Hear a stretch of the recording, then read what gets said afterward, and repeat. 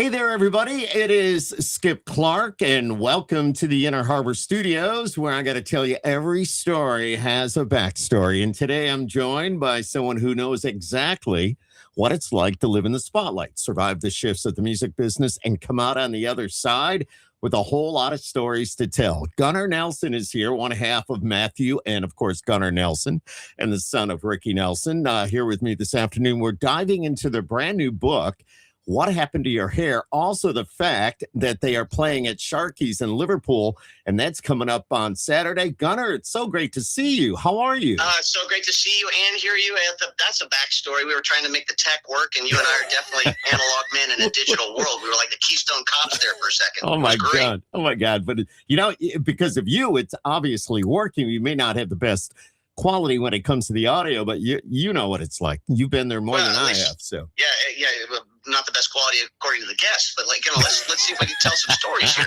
Oh my God, you got more stories than I can even imagine. Being the son of Ricky Nelson, and of course, being a twin to Matthew, and then I remember watching the videos back in the day. You came out, you hit it big. I think it was 90. Back in the MTV days and all that, Love and Affection. Man, I was cranking that earlier today, and I said, people were walking by the studio door and they're going, I remember that. I said, yeah, come here, watch this. I said, this is who I'm talking to today.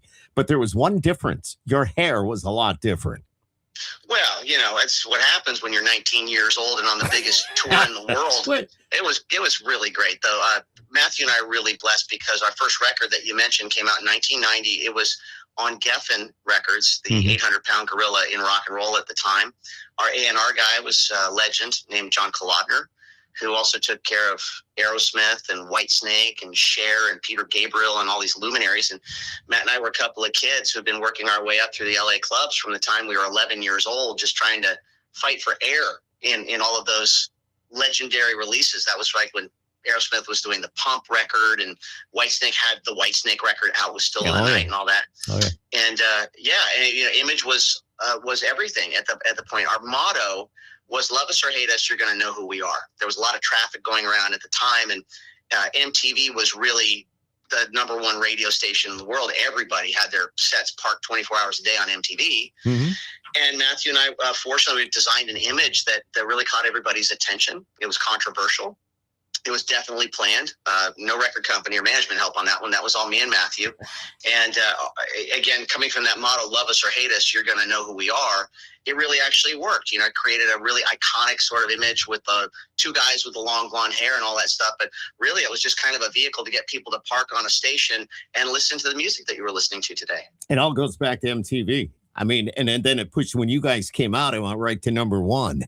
And how did that feel when you saw that, like the top of the charts instantly? Well, it's kind of cool to note that, when we were releasing our first record, there were two main charts that everybody was dealing with. You had the rock chart, and then you had the Hot 100, the pop chart. The Hot 100 is kind of like the holy grail of charts. That's the chart that all like the country chart, the rock chart, the urban chart all fed into. So if you had a top 10 on the Hot 100, that meant that you were in the top 10 in the world. Wow. For every genre. And Love and Affection, it was amazing. It went to number one on the Hot 100. And basically, Matthew and I established ourselves as pop artists on the pop charts. And, there was a lot of ire that was, kind of thrown on us from a lot of the guys that are our friends now that were on the rock chart back in the day, because they really didn't know what to make of the two of us. And I get it. We were a lot, visually we were a lot. And the music wasn't like anything that, say, a Guns N' Roses, our competition, was releasing. Because Matthew and I grew up in Southern California, right around our dad's Stone Canyon band, that whole Laurel Canyon scene.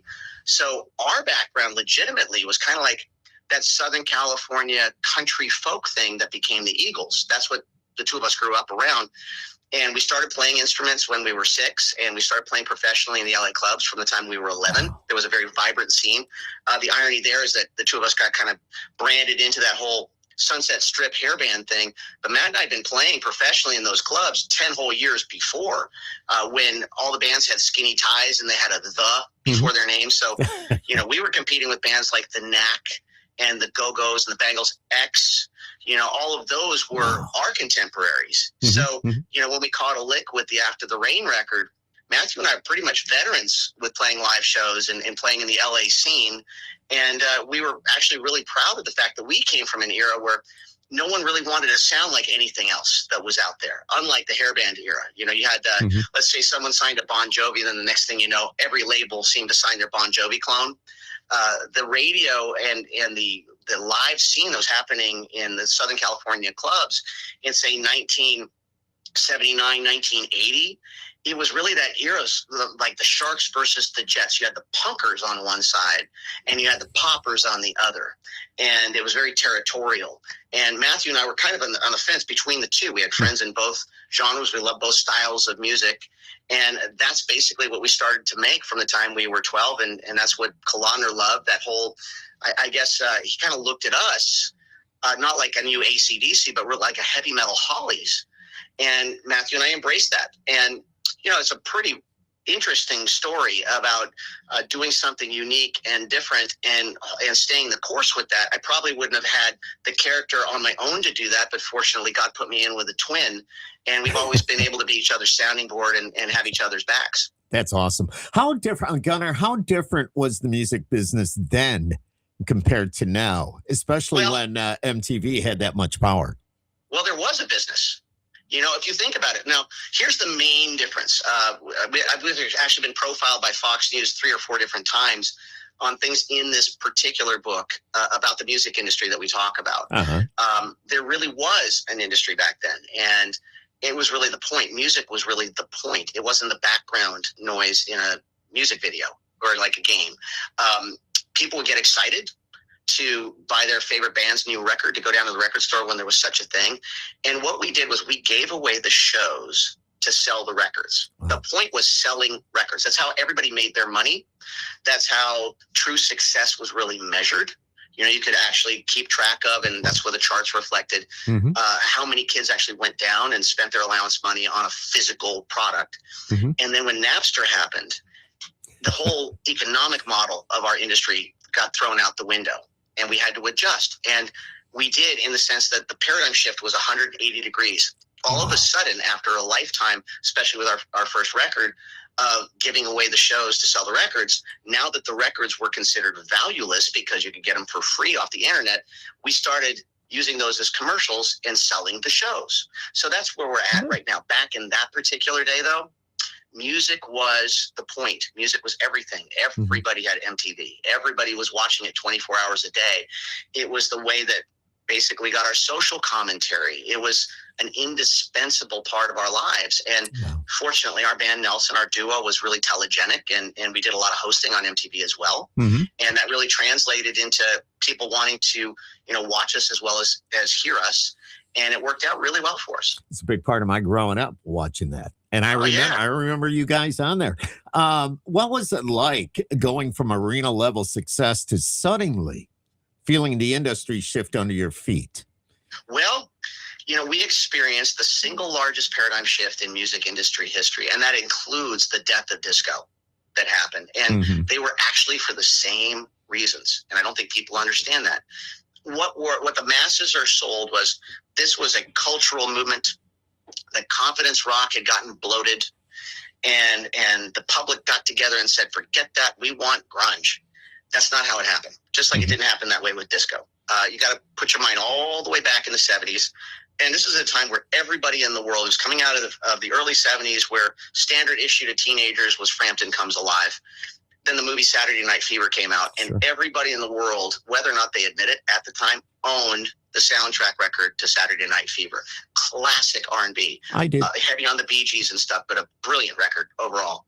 Robert Stigwood knew what he was doing back then. Oh, absolutely. Okay, so it created a movement. And back then, disco was, that was all you heard on the radio for like 4 years. That's it, 4 or 5 years. And then it got to the point where someone like Donna Summer was demanding millions of dollars per record. And that's back then in 1970s dollars. And it got bloated and it got expensive. So the bean counters and the suits that ran the labels at the time knew that they had a problem.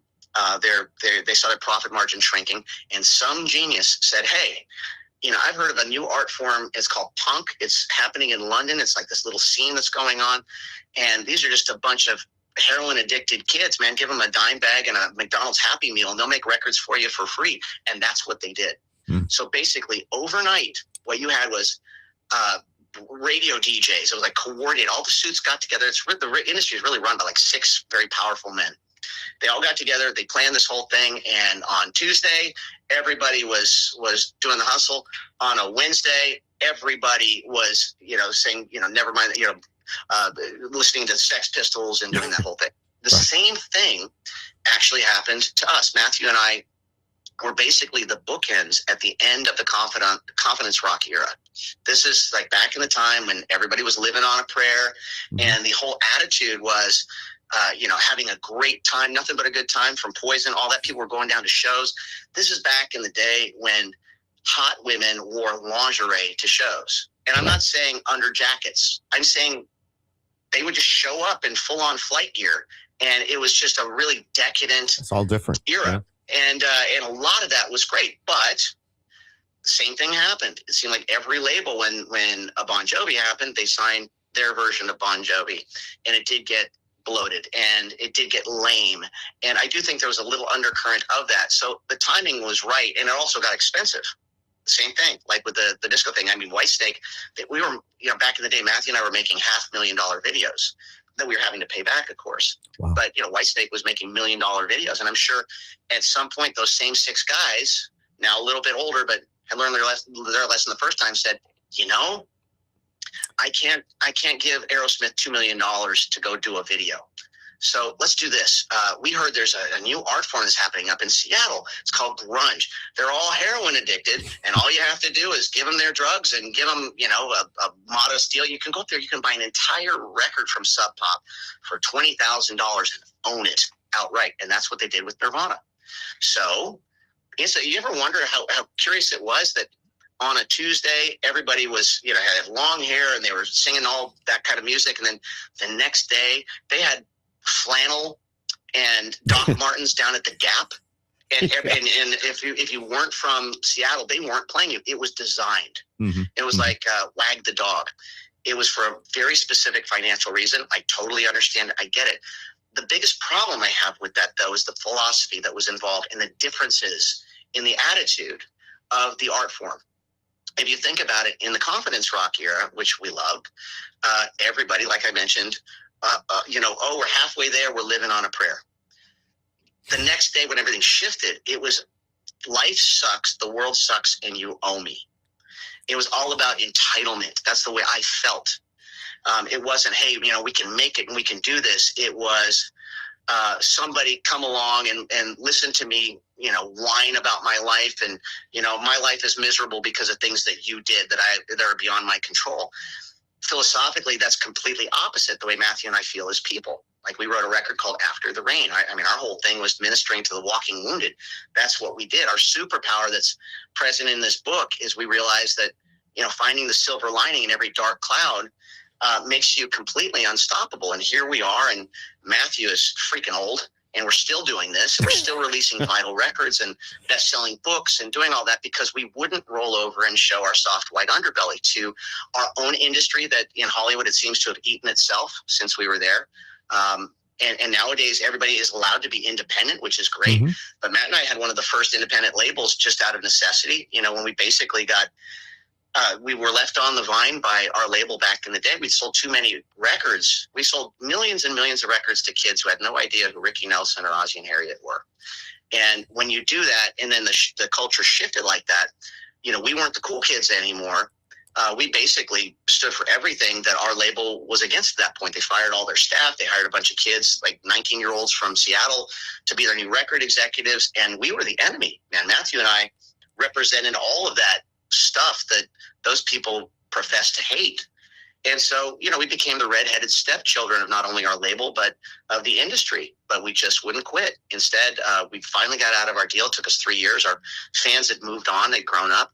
And we had to reboot. And we did that by calling all those numbers on all those business cards that we'd saved over the years that we went to Japan or we went to India and all that stuff. We called those labels directly and said, hey, we started our own independent label. Would you like to license our music directly without a middleman? And that's how we sustained through the grunge years. And we built that label to a real legitimate label. We've got 17 releases on it now. We have a joint venture with Universal. And all of that stuff is written about in the book. It's been a wild, wild ride. But I think the through line in everything is it's like that meme that you see of the frog choking out that stork that has it halfway down its throat already. Mm-hmm. It's like one of those things where you never, ever, ever quit. And that's what the two of us are all about. And all this that you've been talking to me about and everybody else is, well, I shouldn't say all of it, but I would imagine most of it's in the book. What happened to your hair? All of this stuff is in there. You know, I got to be honest. Before we go any further, I got to say, I don't think I gave enough respect to authors. I really don't, mm-hmm. especially in this AI world. I'm going to note two things. There's no AI involved in any of this stuff, and there's no ghostwriter involved in this book. This is all written by me and Matthew. We have a very particular tone and a very particular style in how we communicate, and it's evident when you read the book. But it was the most work the two of us ever did. I mean, we're very honest when we write our songs, but before we actually started making this book, we really had a very long conversation about how honest we wanted to be. And we decided to really go there, and we did. And we also handled it the way we do. I mean, this book is going to show you that the Nelsons have always been funny, and we've always been tough. That's the one thing that we've got throughout all of the generations, funny and tough. And the book is really, it's designed to look within and really open up a lot of conversations that we didn't want to talk about. People ask us, why the book now? And the real reason for it is the 40th anniversary of our father's plane crash. Mm-hmm. So for the first time, we get to really tell about the real story behind that, that were completely contrary to the BS rumors that a corrupt press had put out about drugs on the plane having anything to do with the crash. It didn't. At the time, we weren't allowed to talk about it. We had to make sure that the families of the band members that went down in the plane, that, by the way, Matthew and I were supposed to be on. We actually write about that too. Did you get a phone? Did your dad call and say, "Don't get on the plane"? Yeah, he did, and it was really uncharacteristic of him. At the time, you know, my brother and I were living with our dad for about 6 months after we had graduated from Palisades High School, and we'd gotten that time to really catch up with each other, and we had a discussion about a run of dates he had to do. He didn't really want to do that were around New Year's Eve that year. He just had his Christmas party and stuff. We were having a conversation in the kitchen, and at the time, our dad had bought a plane from Jerry Lee Lewis. That's a classic plane. It wasn't a small plane that he was on. It was a DC-3, which is a World War II era transport plane. And he bought it from Jerry Lee Lewis, and he loved the plane. And Matthew and I had never flown on it, so we decided to make some lemonade out of the lemons and of him being gone for New Year's. And we said, well, why don't we just fly down to Gunnersville, Alabama, a couple days before you play your New Year's show. We'll get to fly with you and the band on the plane to Dallas for your New Year's show. And we'll all have a great time. We'll get to celebrate the New Year's together. So that was the plan. Then our dad went to do a couple of dates, before that. And the night before we were supposed to leave commercial and fly down to Alabama to meet those guys, he called us, and he was uncharacteristically stern about his decision. He said, I want you guys to fly commercial directly to Dallas, bypass the whole Alabama leg and flying on the plane thing. Now, this really happened. That call really saved our lives. At the time, admittedly, I was kind of full of piss and vinegar, and I just said to him, well, Pop, we told all of our friends here that are back from college from their first semester that we haven't seen in all this time that we were going to be with you, but I don't want to be a problem. Why don't you just go and play your gig, and then we'll revisit when you get back after New Year's. And of course, he never did. Right. And when the plane did go down and it was all over the news, all of our friends thought we were on the plane because last thing they'd heard, we were going to be on that. I don't know if he had just a father's premonition. I don't know if there were challenges with the plane mechanically that had presented themselves that he didn't make me aware of. Perhaps because he didn't want me to worry, but something was wrong. Something was happening, and that's why he called and called it off. Mm-hmm. But yeah, we were supposed to be on that plane. Wow. Yeah, it's pretty. All the stuff is written about in the book as well. Matthew and I really decided how to write it. There are a couple of different devices. Obviously, there are two authors writing a book with a shared story. So the question is, how do you do it? Do you do it chronologically? Does one take one chapter, the other take another? Do you do it like The Dirt, where you have like all of those four guys wrote their perception of each like big rock moment in their life? Sure. And we decided to do it kind of as a combination, but one of the only exceptions to the two of us writing about the same event was were our individual chapters on our perceptions of what happened the night our father died. And it was really cool because Matthew and I didn't read each other's writing at all before we saw each other's work for the first time. We kind of went to our respective corners and did our writing on our own. And it's just really honest, you know. And I think that was the hardest thing about writing the book was taking that emotional shoebox off the top ledge in the closet and opening it up and being brave enough to do that. And approach it the same way that Nelsons always have, is with a little self-effacing humor, Mm-hmm. and trying to make the most out of everything. You know, it's really true. I know it sounds trite, but just like the back of the book and the quotes will attest to, we had a friend of ours named Jack Ponte who said, Mm-hmm. "You two boys can make the most out of nothing than anybody I've ever met." And we said, "Thank you." He said, "I didn't mean it as a compliment, but that really illustrates the difference between us and the way he looked at the world." You know, Matthew and I look at that as a superpower. That's awesome, man. If you can make a diamond from every lump of coal, that's a cool thing. And sometimes, you know, we realize in the story, in writing this book, that sometimes that absolutely outrageous, hopeless hope is the only thing we've ever had in that moment. You know, sometimes that is all you've got. And whether or not you roll over and show your soft white underbelly, or you actually ratchet up your belt and go for it. And we were blessed. We've got sports on one side of our family too. The Nelsons are entertainment on the Ozzie and Harriet side of things, of course. Mm-hmm. But on the other side of the family, our grandfather Tom won the Heisman Trophy at Michigan in 1940. He was Sweet. One of the best college players in history. And his son, our Uncle Mark, was the starting quarterback of UCLA before he became an actor and turned out to be Gibbs on NCIS. He was a fine quarterback. But wow. As we were growing up, we had these great fundamentals from both sides of the family that were instilled on the two of us. People ask us what it was like to grow up in that family. I don't want to discount the competitive sports side of the family too, because we've really needed that. You know, if you think about it, I mean, gosh, Matthew and I wrote this book partially to talk about the truth about our father's crash, but also to dispel some predispositions that are just mm-hmm. absolutely incorrect. It was actually Dana Strum and Mark Slaughter from the band Slaughter that said, "Look, you know, we're close enough to you guys to know your story, but no one else out there does. They see you guys coming. They think you're trust fund kids who just made music because it was a hobby, and you know you're entitled and all that stuff. But we know you. Nothing could be further from the truth. You know, why haven't you told that truth?" It's like, well, because our family always felt it was our business to make people forget about the real world. You know, I know it's kind of funny talking about it in the Kardashian era where people are taking pictures of their food and talking about all their problems. A lot of that. But, you know, our family's been doing this 120 years. So mm-hmm. we come from an era where you don't air your dirty laundry in public. Our thing is to help you guys when you come to a show that you escape for 2 hours. You forget about the fact that your wife hates you and you've got a lot of bills. You know, that's what we do.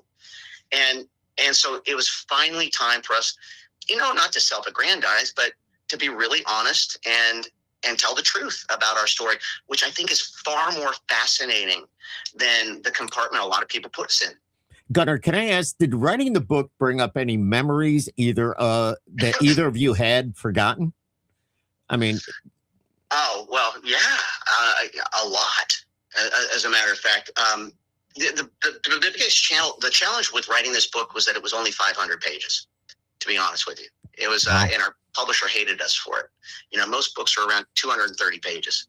Ours was double that, and we could have kept on going, you know, for volumes. We've led a really, really storied life, and we also were raised as latchkey kids in the 70s when there were no bike helmets, and we all drank from garden hoses, and, you know, we didn't have safe spaces. And it's just our era. We're Gen X, you know, and we approached life and the world and music in a very, very different way. It was organic because you didn't have a choice, okay? There was nothing virtual. You couldn't fake anything. There was no auto-tune as far as the music is concerned, and there were no extra lives in lives. You know, you weren't living a video game. You were actually out there risking and taking chances and facing consequences. And it's been an amazing ride so far. So good to hear. I put this in the book. If someone had come to me, well, let's say someone came to me back in the day and they said, "Okay, fellas, I got a crystal ball. I'm going to show you, this is your future. And it's an offer I'm going to offer you. You are going to be the most famous people in the world for a moment in time. You'll be on the cover of every magazine. People will talk about you. Everybody's going to know about your music. You're actually going to write songs that's literally going to change the world for a lot of people that are out there. You're going to make a difference. You're going to put your family in the Guinness Book as the only family in history with 3 generations of #1 hit makers in it. But it is going to cost you everything that you have and more, a lot more. It's going to cost you your mental health, your physical health. You're going to wind up from the biggest tour in the world with everybody but you making money. As a matter of fact, you're going to be millions in debt. It's going to take you 30 years to pay back all of those debts. Matthew and I would still say, where do I sign? Let's go. That's what got you where you are. Let's do it. And that's what the book is all about, man. It's like, I love the scene that we talk about in the book where, cast your mind, it's 1993 and grunge is smoking hot and Nirvana's the biggest band in the world. And Matthew and I get offered to do the morning show in Seattle at the height of Nirvana. And we know, so it's a bunch of shock jocks. They're going to ambush me and Matthew. They don't know that you can't get over the 2-headed parrot. Matthew and I are fierce on radio when we're together. And we had a great show. But the thing was, they said, we're going to add your new record. It was called Because They Can, on the condition that you guys make an appearance at the annual parade that's going through downtown Seattle. So that felt a little weird. But, we're prostitutes, so whatever, we'll do it. So we did the morning show. We survived. And then they drove us to the parade staging area. And we drove up to our parade float. And it was a parade float with 20 sets of twins on it. And Matthew and I had one of those moments where we're like, we're not going to recover from this. Okay, seriously, this is so beyond the valley of the disrespectful and the lame.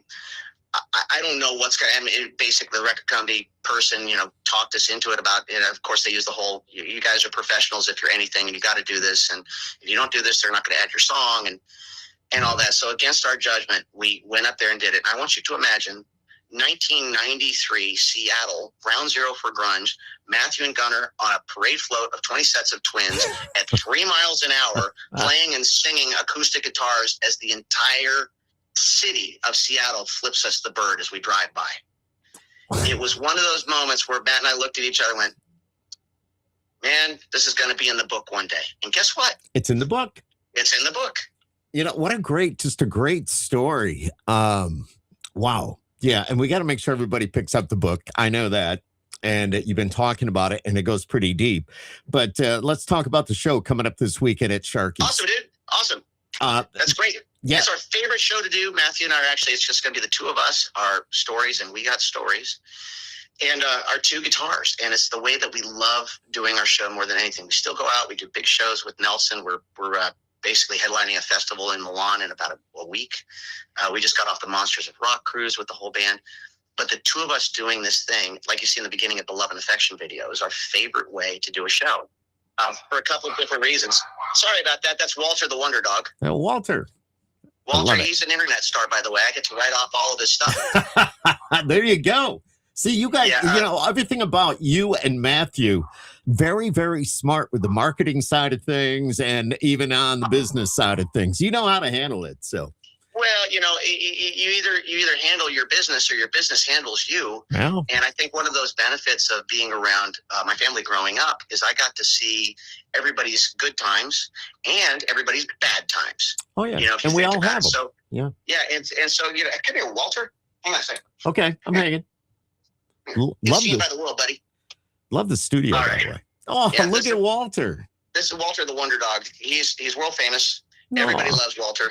Walter. He's pretty great. And how old is Walter? Walter, our manager, is 4 years old. I love it. God bless him. Nothing better. Nothing better. Okay, so now I'm holding him. He won't bark. I apologize. It's all good. But we still get to do that. But the show that we've got coming up, you're going to hear all the hits. So you'll hear After the Rain, Love and Affection, More Than Ever, Only Time Will Tell, the new hit off the Peacemaker soundtrack with James Gunn, To Get Back to You. You'll hear all of those. But we also get to seamlessly kind of morph in or meld in our dad's hits as well. So you got Hello, Mary Lou, Lonesome Town, Believe What You Say, Poor Little Fool, I Got a Feeling, Garden Party. Garden Party. It's a really, really great show. And it's kind of punctuated by a lot of storytelling and stuff. And it's funny and it's a connected show. Grandma Harriet always said that we're not in the entertainment business. We're in the connection business. And this format of seeing a show is the most connected we feel with our audiences. So whether or not you've ever seen one of our shows or not, if you want to bring the kids down there, whatever it is you want to do, it's kind of like a high energy rock concert meets an A&E biography episode. It's pretty educational. I love it. It's a lot of fun. No, and it's wide open. You can make it a family event if you want to. Yep. So I want to talk a little bit about the hair. Who had the bigger hair maintenance routine back in the day? Well, we just had a lot. We were blessed. We had a lot of it. We're Swedes. So it kind of grew in that way. Grandma Harriet, for the record, loved it. She thought we looked like Vikings. And, it was kind of one of those things. It didn't require a whole lot of maintenance, to be honest with you. It required a lot of blow drying. It took a lot of time. It's so funny. You spend your entire life, and that's why we named the book, What Happened to Your Hair? It's the most common question we've gotten throughout the years, which makes us kind of roll our eyes a little bit. We planned it that way. Our whole thing was love us or hate us. You're going to know who we are. So the image was shocking intentionally. We did that. So people would park on MTV and spend time on that channel long enough to actually listen to our music. And, here we are writing this book, and it's a continuation of that same philosophy. Love us or hate us. You're going to know who we are, because for the first time we get to use our own words. And other than doing this duo show that we're going to be bringing to town, it's really the first opportunity that we've been able to talk off book, off script, in our own words, and sharing our stories and our thoughts and our jokes and all that kind of stuff. It's the same thing that has allowed our family to continue to do what it is we do for over 120 years. We have been in the connection business. So just really grateful to be doing it after all of these years. And just for the record, if the show sucks, it's Matthew's fault. And he's not there to defend himself. That's right. But hey, let me ask you, Gunnar, if MTV from the early 90s called you right now, today, what video would you want them to play first? Let me see here. Right now, actually, the unedited version of After the Rain is really the one that does it for me, only because the video was really autobiographical. We used a lot of our own childhood. Our parents had a really ugly divorce. Our mom had some substance issues. So all of those quotes that the main characters in the beginning, when the drunk dad is yelling at his teenage son and all that stuff, those were quotes that we heard from our mother verbatim. So it's a very personal thing. We fought, it's also in the book as well, that we fought with MTV about not editing out all of the concept of that video. They wanted just to make it just the performance. And it's like, no, it's really honestly about a kid who is kind of hopeless in a really rotten house, escaping into music and being rescued by it. And that's really honestly what happened with me and Matthew. We had each other and we had our shared love for music. And that's what really got us through a lot of really dark times. But we realized that, over the years, we're no different. We're music fans ourselves first. We're no different from everybody else out there that's made music a part of their lives. Music has become everybody's best friend. It's something that we've all relied on in our darkest moments. And I don't know what I'd do in my life without it. I know I probably wouldn't be alive. That's for sure. Hey, Walter, it's okay. Oh, calm down. Got a treat? Give him a treat.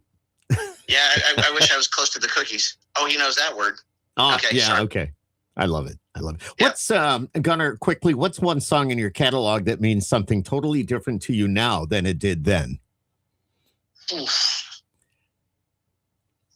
There's so many, to be honest. But I honestly think, back to After the Rain, I've got a whole stack of letters that I write about in this book. They're in my safe to this day.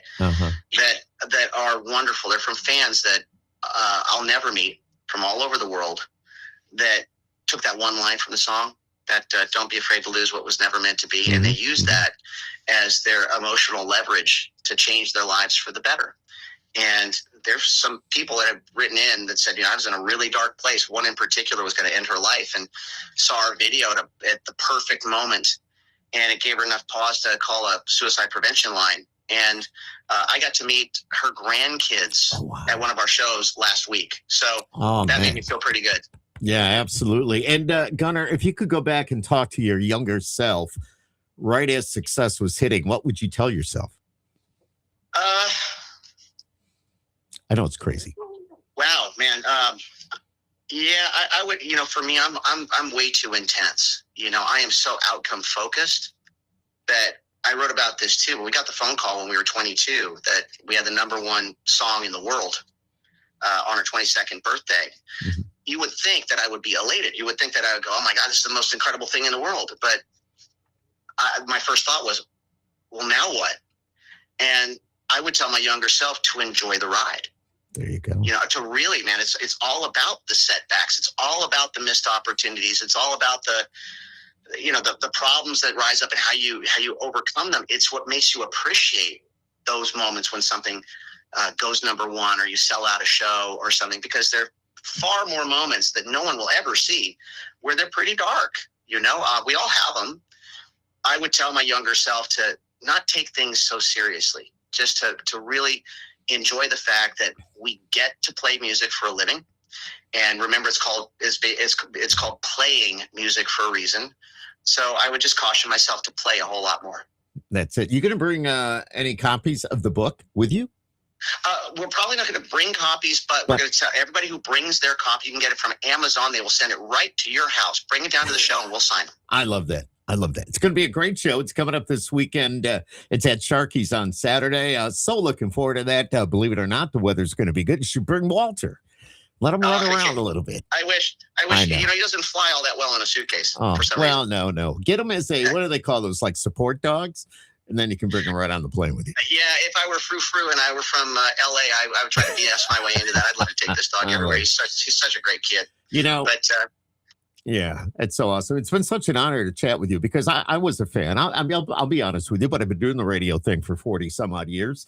But being a fan and growing up with the MTV side of things, I mean, it's just watching you guys and everything you've done and your heritage, where you're from, and of course, your dad and your grandparents and all that. It's just amazing, dude. Thank you, brother. And now you're in Nashville, where it's Music City. It doesn't matter what genre of music; everybody's there. And, yeah, it's pretty cool. The way I describe it here is just like LA used to be 30 years ago, before it started taking itself too seriously and it lost its sense of humor. It's a great place. It's very creative. It's also a 1 hour flight from about 90% of the gigs Matthew and I play on the weekends. Nice. And it's very spontaneous and creative. It's definitely a place I've called home for 30 years now. Gotta love that. Well, Nashville, I know I was just there a couple of weeks ago. I end up there once or twice every year. It's just getting busier and busier and busier. And it's that stretch from the airport to downtown used to take you 20 minutes. And now it takes you an hour and 20 minutes. So it does. The way we look at it, and I think it's fair to say, we have no problem if you come to our town. We understand it's wonderful. There's a reason why it's wonderful. We understand that. If you come to our town and you're a refugee, you are welcome. But don't come to our town and pretend that you're a missionary. There you go. It's a good point. Yep. Totally get that. Gunnar Nelson from Nelson, of course, Matthew and Gunnar. Matthew couldn't be with us here today, but he's out getting things done and getting ready for the big show coming up this weekend. Make sure you jump online, check out the book, the brand new book, What Happened to Your Hair? As you know, if you remember these guys from back in the day, I mean, hair's. How did it feel when you first cut that off? It didn't hurt at all. I change up my hair all the time. Yeah, so other people are hung up on it. I just want to caution people. My favorite chapter in the book is chapter 45. It's entitled "All of the Nice Things We Had to Say About Our Ex-Wives." We'll leave it at that. All right, Gunnar, you're so awesome. Thank you for taking the time, hanging out, chatting about everything that's going on. A big show coming up this weekend. It's at Sharkey's in Liverpool. It's on Saturday. Of course, all of us are going to be there. We're going to have such a good time. We're going to relive a lot of memories and hear a lot of great music as well. So, Gunnar, thanks for joining us today. Well, thank you so much. Thanks for giving us the greatest job in the world for 120 years. We appreciate you. Remember, it's a two-way street. All right. From the artist to us in radio. So. And thanks for adapting and overcoming. This is great, this technology thing. Well, it's because of you. It is. Gunnar, I want you to have a great day. We'll see you soon. Thank you for joining us. And stay right there a second. Hang on. Okay.